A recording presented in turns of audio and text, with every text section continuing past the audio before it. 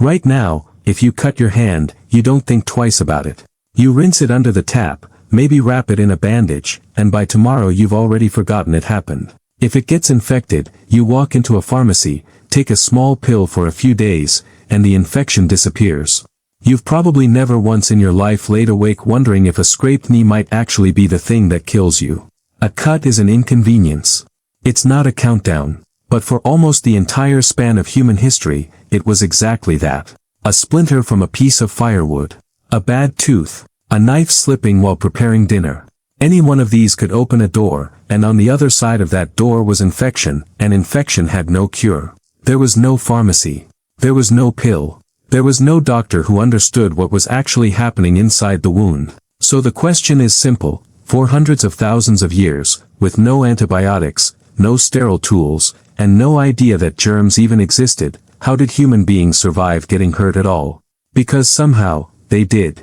And the ways they managed it are stranger, smarter, and more disturbing than you'd expect. Let's start with the threat itself, because to understand how ancient people fought infection, you first have to understand that they didn't know what they were fighting. Here's something that's easy to forget. Germ theory, the basic idea that invisible microorganisms cause disease, is barely more than 150 years old. For every single generation of humans before that, an infected wound wasn't understood as bacteria multiplying in torn tissue.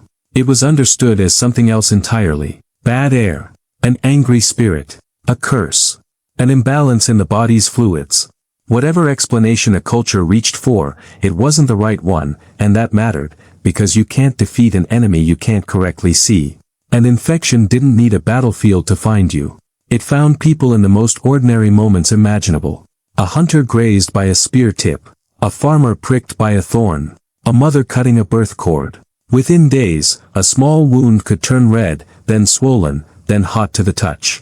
Without anything to stop it, that infection could spread into the bloodstream, and once it did, there was nothing left to do but wait and hope. Historians estimate that for most of human history, infection following even minor injuries was one of the leading causes of death, not war, not animals, not starvation, but a cut that simply never got the chance to heal clean. So people needed something. And astonishingly, in places all over the world, completely independently of each other, they found things that actually worked, even though nobody understood why.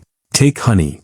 Ancient Egyptian medical texts, some over 3,000 years old, describe packing wounds with honey.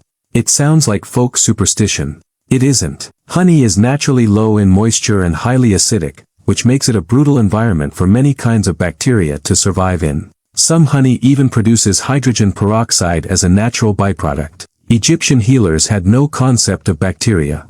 They just noticed that wounds packed in honey tended to heal instead of rot, and they kept doing it, generation after generation, purely because it worked. Then there's something even stranger. In several ancient cultures, healers pressed moldy bread directly onto open wounds. To modern ears, that sounds like the opposite of medicine. But certain molds produce compounds that kill bacteria, the exact same principle behind penicillin, discovered by accident in a laboratory less than 100 years ago. Ancient healers had, in a crude and unscientific way, stumbled onto the same basic chemistry, centuries before anyone understood what mold actually was. Fire was another tool, and this one is genuinely hard to watch. Cauterization meant pressing a heated blade or hot metal directly against a wound to seal it. It was agonizing, and it caused real tissue damage.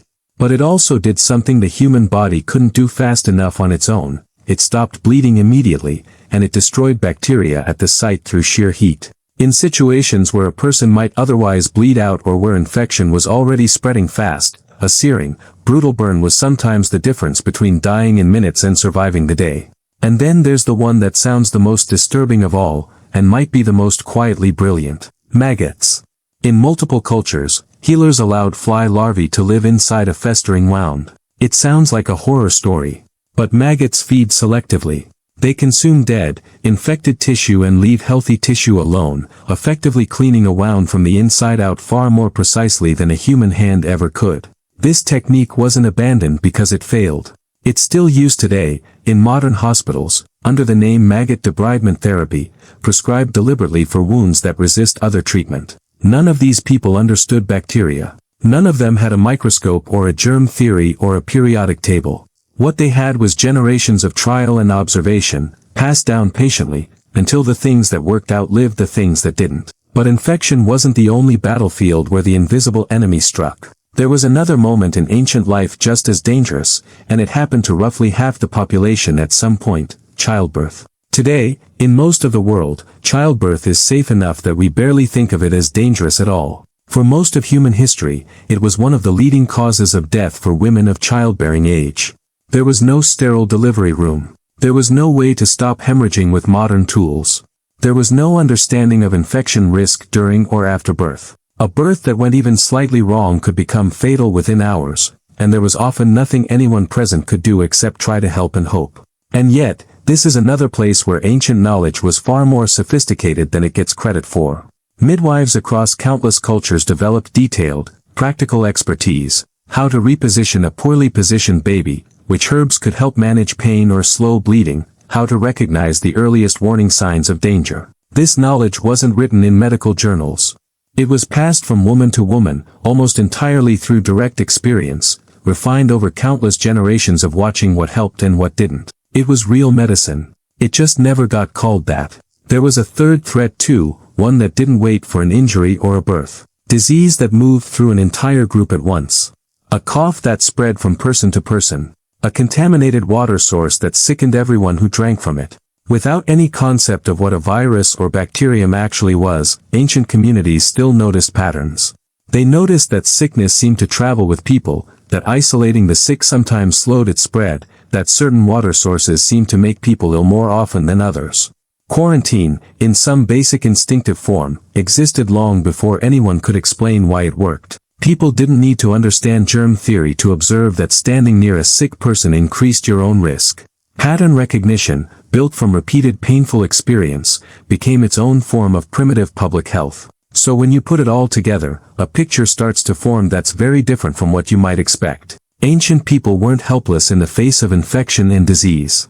They were observant, in a way we rarely give them credit for. They didn't know why honey worked, or why mold worked, or why isolating the sick worked. But they noticed that it did, and they kept doing it, and they passed it down, refining it slowly across thousands of years, without ever being able to see the microscopic enemy they were actually fighting. Now think about what you have. A cut, and a bandage, and it's forgotten by morning. An infection, and a pill, and it's gone in days. A birth, in a room full of trained professionals and sterile tools, with medicine ready the instant something goes wrong. You've never had to guess whether honey or mold or fire was the right choice for a wound, because you've never had to make that choice at all. That gap between their reality and yours wasn't inevitable. It was built, slowly, by thousands of years of people noticing what worked, even when they couldn't explain why, one desperate, careful observation at a time, until eventually, it became the medicine you never even have to think about.